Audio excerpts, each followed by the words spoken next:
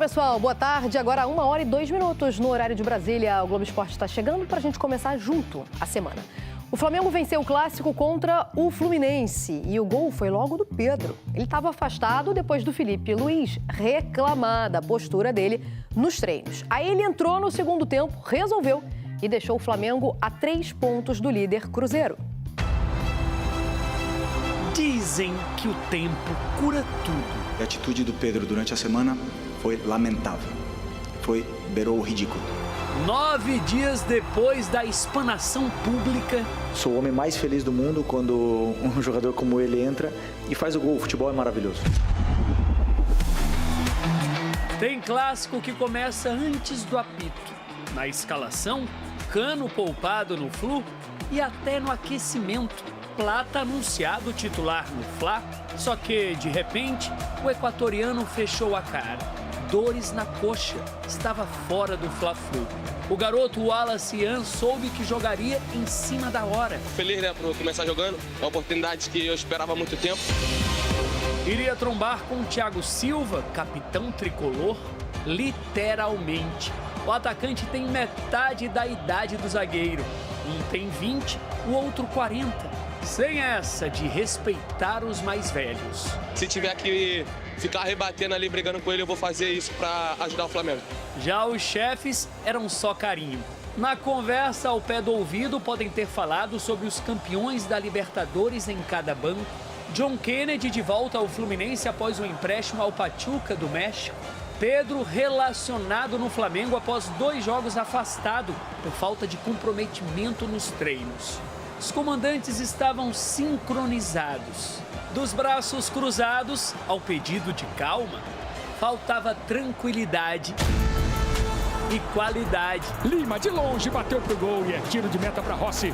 O Flu de Renato Gaúcho só finalizou no gol uma vez no primeiro tempo. Primeira defesa de um goleiro no jogo aos 43 do primeiro tempo. Creio que nós, com menos posse de bola, conseguimos assustar mais. O Fla de Filipe Luiz, nem isso. Lá vem Everton Cebolinha, bateu pro gol. A primeira no gol adversário só veio aos 12 minutos da etapa final e através de um zagueiro, Léo Ortiz. Primeira defesa do goleiro do Fluminense.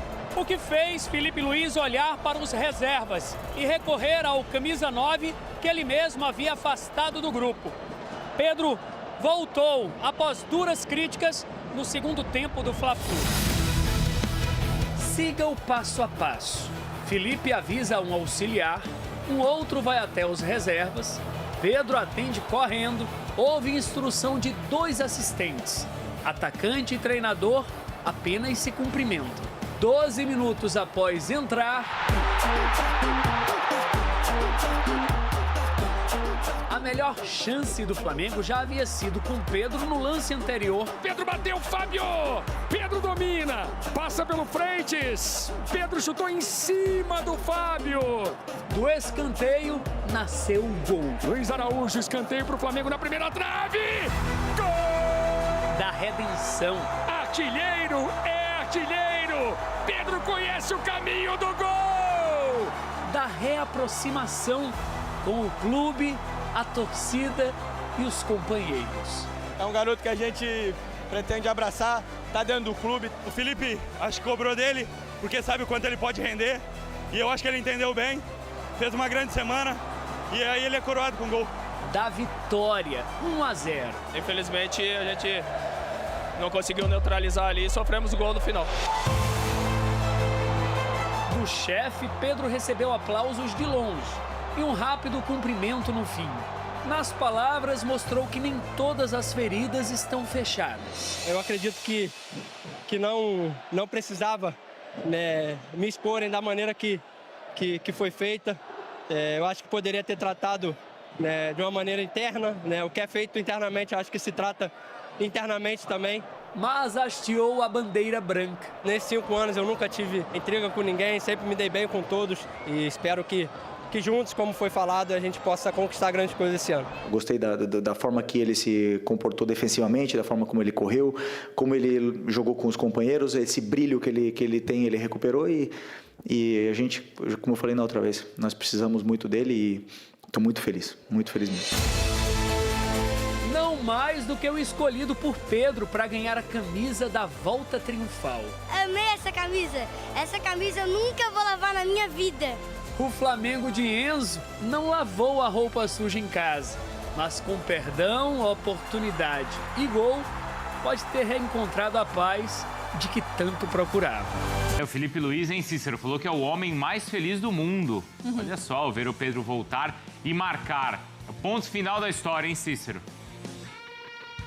Parece que teve o ponto final em relação ao Filipe Luiz e ao Pedro, né?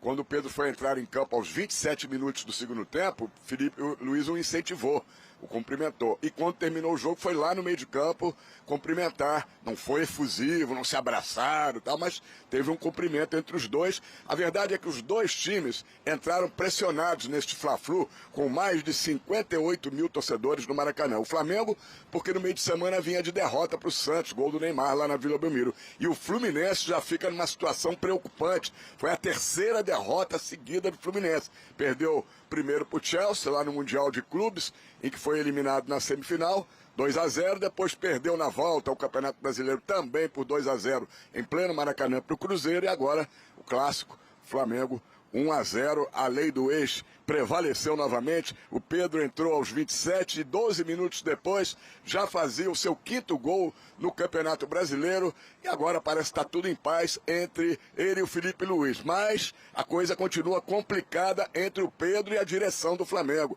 José Boto, que é o diretor de futebol, deve ter sido, pensa-se que foi ele que passou a informação para o jornalista, que queria vender o Pedro, e o Pedro não aceita essa situação, diz que ficou desmotivado para os treinamentos que o tirou dos últimos 2 jogos antes do Fla-Flu, contra o São Paulo e contra o Santos, por causa dessa informação de um dirigente do Flamengo. Todo mundo acha que foi o José Boto, para um jornalista dizendo que queria vender o jogador. Vamos ver como é que vai ficar daqui para frente o relacionamento entre os dois. Como última informação de momento, o Flamengo pode perder o lateral direito Wesley ainda hoje. Está tudo acertado com a Roma, 25 milhões de euros fixos, mais 5 milhões de euros em metas, 161 milhões fixos de reais e 32 milhões em metas.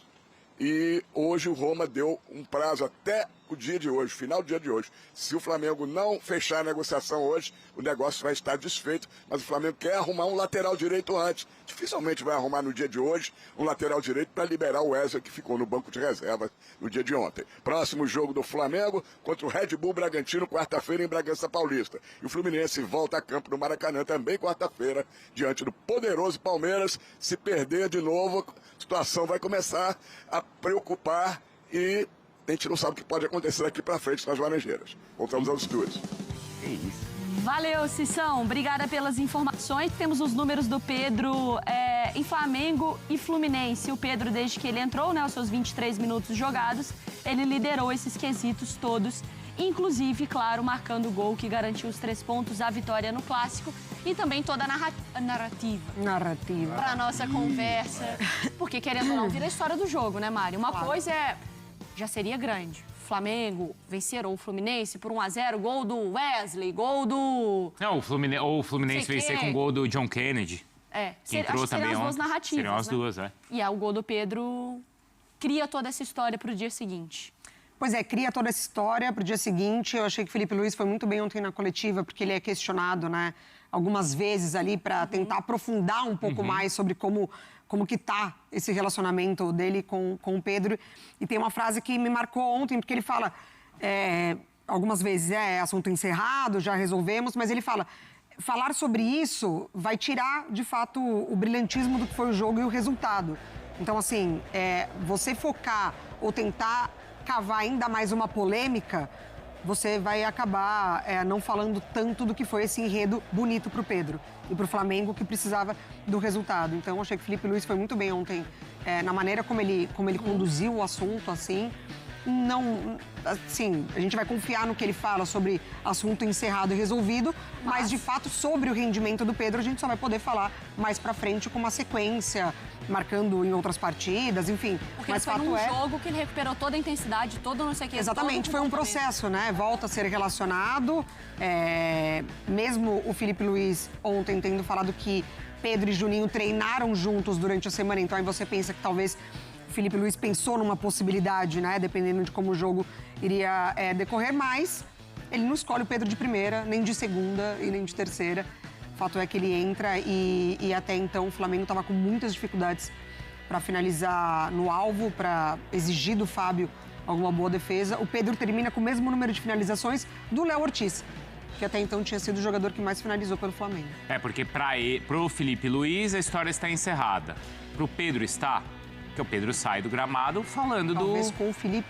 Com o Felipe pode ser. Mas também nada garante aqui que está resolvido pro Filipe Luís, porque a cobrança do Filipe Luís é sobre uma sequência de um comportamento que ele precisa ver. Se amanhã ele volta a ter o problema, se ele volta a ter esse comportamento, volta a ter o problema, né? A questão não tem garantia nenhuma. Assim, para mim, o Pedro deixou claro o problema com o dirigente, né? Isso. A questão ali interna. Mas, assim, em relação ao Pedro e o Filipe Luís, é ver como o Pedro vai reagir agora, por exemplo, se o Filipe Luís não colocá-lo como titular, né, no próximo jogo. Porque, assim, o Filipe Luís, ele respeitou a hierarquia que estava na cabeça dele.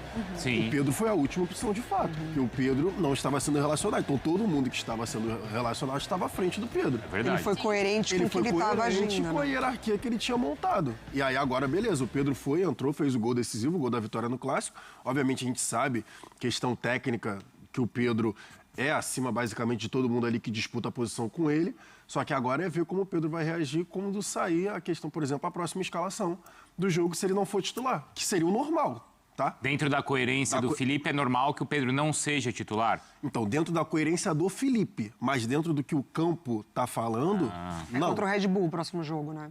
Porque, assim, a minha opinião é, a ponta esquerda do Flamengo se tornou um problema. A ponta esquerda do Flamengo ninguém tá conseguindo jogar.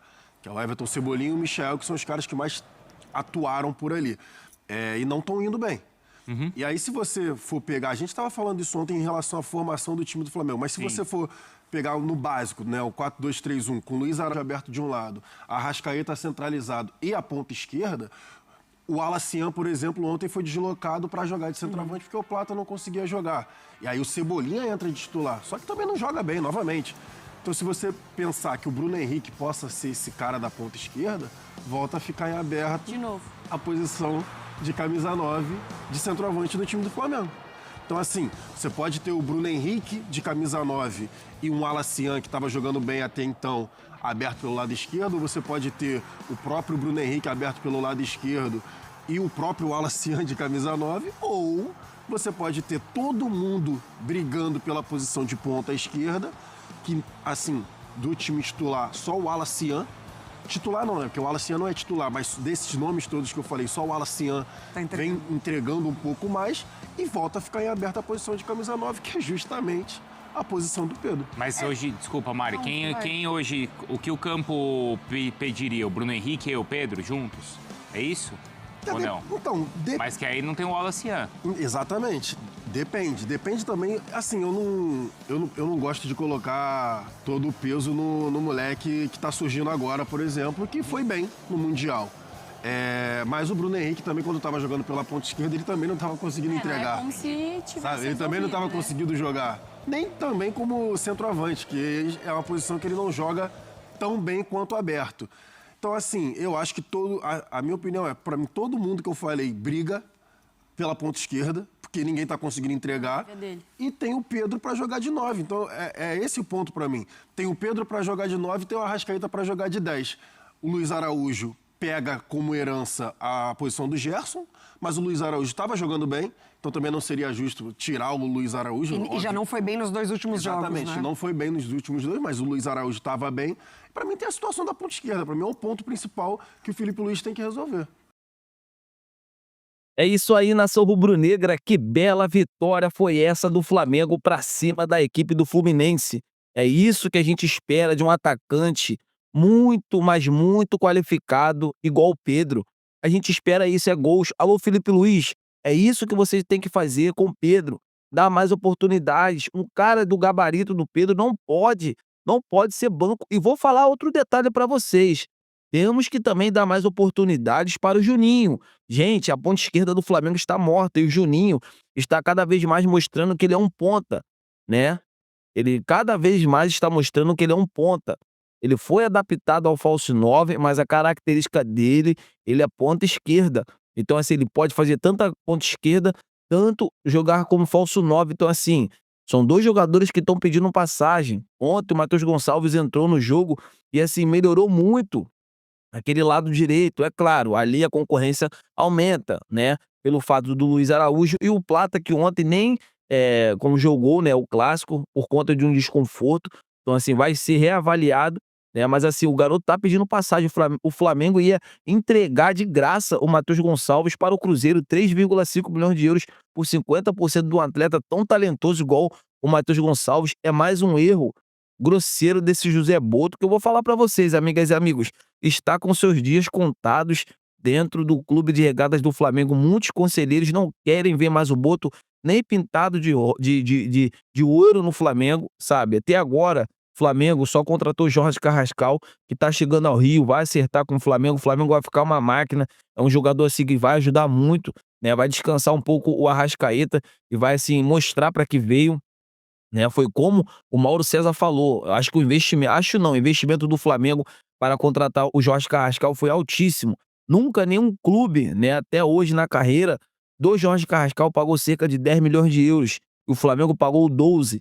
Ou seja, ele tem que chegar aqui e tem que jogar muita bola, né? Agora vamos torcer para que ele venha. Estou muito feliz, né? Ele vai assinar um contrato de 4 anos com o Flamengo e hoje também vai ser oficialmente a saída do lateral direito, o Erling, né? Foi 25 milhões de euros a venda, né, do jovem lateral direito, mais 5 milhões de euros por metas alcançadas. Então, assim, a transação poderá chegar em torno de 30 milhões de euros. Então, assim, uma baita de uma quantia. Eu estou muito feliz. Alô, Erling, que você possa fazer muito sucesso lá no campeonato italiano. Então é isso, amigas e amigos, eu tô indo nessa. Saudações rubro-negras. Gostaram desse grande conteúdo? Então se inscreva no canal. Vamos ajudar o canal a bater a meta, né, de 70 mil inscritos. Conto com o apoio de todos vocês. Eu tô indo nessa. Fiquem com Deus e até a próxima.